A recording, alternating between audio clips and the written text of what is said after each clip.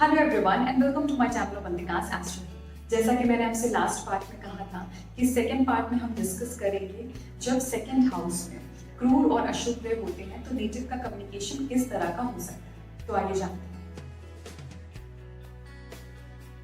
देखिए, शनि अपने में एक बनावटी प्लैनेट नहीं है। जब वो सेकंड हाउस में होता है तो नेटिव का कम्युनिकेशन थोड़ा सा ब्लंट साइड पे होता है। नेटिव स्ट्रेट फॉरवर्ड होता है and he believes in being straight forward mostly all the time, whether people like it or they don't like it। तो इसीलिए कहते हैं कि जैसे सच कड़वा होता है, लेकिन जिन भी लोगों का शनि होता है सेकंड हाउस में वो सच बोलने से कतराते नहीं है, जबकि उनको पता होता है कि जो मैं बात बोलने जा रहा हूँ वो अगले को अच्छी शायद नहीं लगेगी, लेकिन फिर भी वो अपना पक्ष रखते हैं and they always believe in being straight forward most of the times.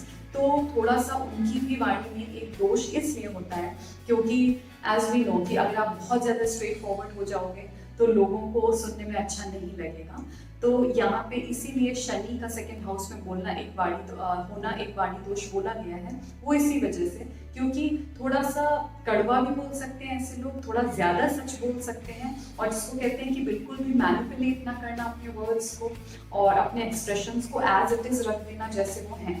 तो यहाँ पे अगेन कह सकते हैं कि शनि का सेकंड हाउस में होना एक तरीके का नेगेटिव एलिमेंट आपको इसलिए देता है क्योंकि आजकल के ज़माने में बहुत ज़रूरी है दैट आपका जो भी एक्सप्रेशन है वो बहुत ही वेल क्राफ्टेड हो, otherwise people can actually bring you in that zone जहाँ पे आप प्रॉब्लम में आ सकते हैं। चलिए अब बात करते हैं राहु की। देखिए, राहु अपने में एक बहुत ही क्लेवर प्लैनेट है क्योंकि ये डिसेप्शन को रिप्रेजेंट करता है, इसलिए ये बहुत ही बनावटी प्लैनेट भी है। जिन भी लोगों का राहु सेकंड हाउस में होता है वो अक्सर देखा गया है कि वो अपनी बोली से अपना काम बनाना चाहते हैं। उनको पता है कि क्या बोल के अपना काम बनाया जा सकता है और वो लास्ट तक ट्राई भी करते हैं। जैसे कोई सिचुएशन है जहाँ पे उनका काम नहीं बन रहा तो they will keep trying till last, क्योंकि उनको पता है कि लास्ट ये नहीं तो ये पैतरा सही, ऐसा नहीं तो वैसा सही, लेकिन कुछ तो वो इस तरीके का अपना कम्युनिकेशन यूज करते हैं, अपने कम्युनिकेशन की एबिलिटी को यूज करते हैं कि अल्टीमेटली वो अपनी बोली से अपना काम बना लेते हैं, प्रोवाइडेड अगर राहु ऐसे साइंस में है जिसमें वो ज्यादा कंफर्टेबल फील करता है। तो जैसे मिथुन राशि में उच्च का होता है, वृष में उच्च का होता है और अदर जो पृथ्वी तत्व साइंस है उसमें वो काफी कंफर्टेबल फील करता है। तो अगर ऐसे जो उसके जिसको कह सकते हैं फ्रेंडली साइंस है, अगर वहाँ पे राहु सेकंड हाउस में है तो मान के चलिए कि ऐसा ज़्यादा बहुत स्मार्ट होता है when it comes to communication. अच्छा, अगर उन्हीं साइंस में राहु है जो कि उसके लिए कंफर्टेबल और उतने फ्रेंडली साइंस नहीं है तो नेटिव का कम्युनिकेशन ऐसा देखा गया है कि वो गड़बड़ बोल देता है। इसका मतलब ये होता है कि जो वो बोलना चाहता है वो तो बोल नहीं पाता और वो कुछ ऐसा बोल देता है जो कि बहुत नेगेटिव हो सकता है या लोग उसको बहुत अलग तरीके से इंटरप्रेट करते हैं।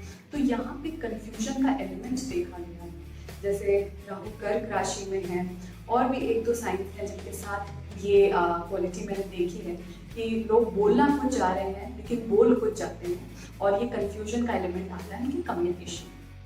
अगर राहु के साथ सेकंड हाउस में कोई और नैसर्गिक शुभ ग्रह नहीं है तो अक्सर ये भी देखा गया है कि नेटिव थोड़ा ज्यादा बोलता है। जैसे कुछ लोगों की थोड़ा सा कम और बैलेंस्ड बातचीत करने की आदत होती है, लेकिन राहु अगर सेकंड हाउस में अकेला है और उसके साथ कोई नैसर्गिक शुभ ग्रह नहीं है या सेकंड हाउस में नैसर्गिक शुभ ग्रह की कोई दृष्टि भी नहीं जा रही तो नेटिव थोड़ा सा ज्यादा बोलने वाला होता है।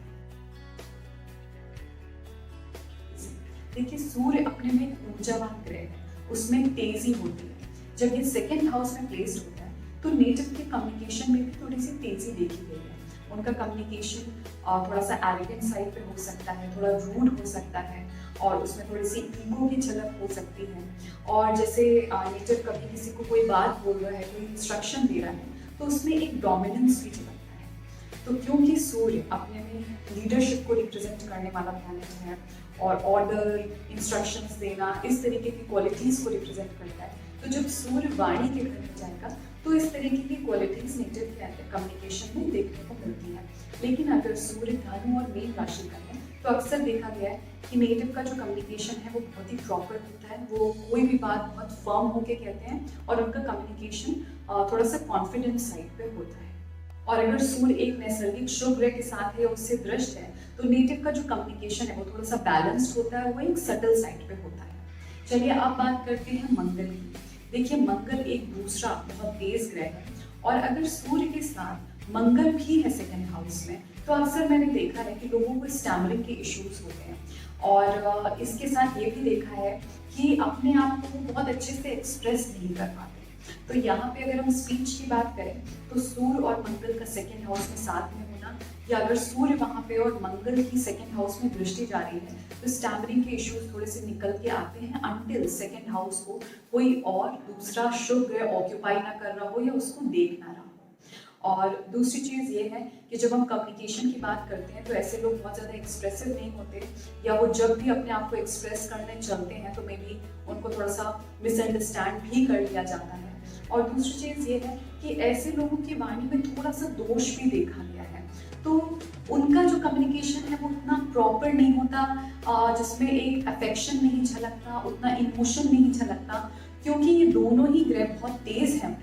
तो जब ये सेकंड हाउस को, वाणी के हाउस को ऑक्यूपाई करेंगे, तो नेटिव के कम्युनिकेशन में तेजी ज़्यादा होती है, और वो जो उसकी स्पीड होती है बोलने की, वो भी कभी कभी बहुत तेज देखी गई है। चलिए अब बात करते हैं केतु की। जब केतु दूसरे भाव में होता है, तो नेटिव का जो कम्युनिकेशन है वो बहुत व्यावहारिक नहीं होता, उसमें बहुत अपनेपन का एलिमेंट नहीं होता। जैसे कुछ लोग बात करते हैं तो उनकी बोली में बहुत अपनापन फील होता है। तो जिन भी लोगों का केतु सेकंड हाउस में होता है, तो वहाँ पे उनकी बोली में वो अपनापन नहीं झलकता, और बहुत व्यावहारिक कम्युनिकेशन नहीं होता उनका।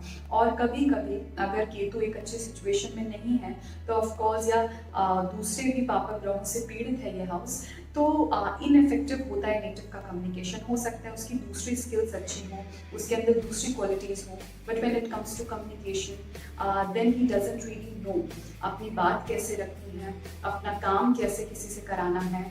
और जिसको कहते हैं कि जो हमारी क्वालिटी ऑफ स्पीच है, वो भी नेचर की उतनी अच्छी नहीं होती।